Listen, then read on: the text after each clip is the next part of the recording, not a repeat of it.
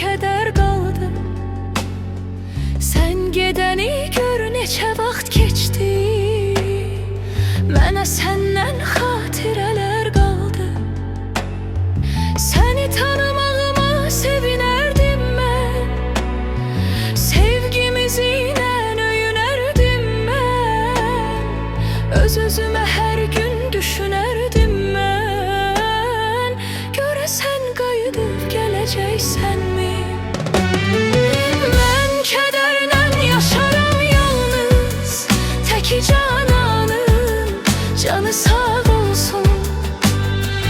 Hər ikimizin sevərəm yerinə. Ölənəcən mən, üzüm ağ olsun.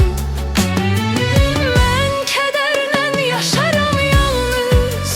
Təki cananın canı sağ olsun. Hər ikimizin sevərəm yerinə. Ölənəcən mən, üzüm ağ olsun.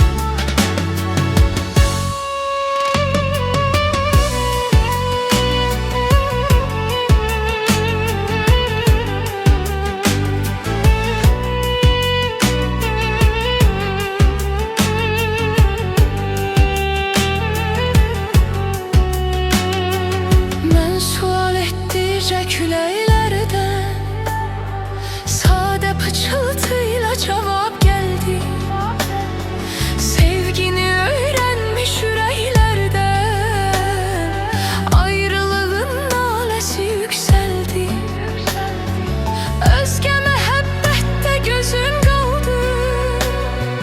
Mən tutan əllərdə izin qaldı. Sonda təəccüblü sözün qaldı.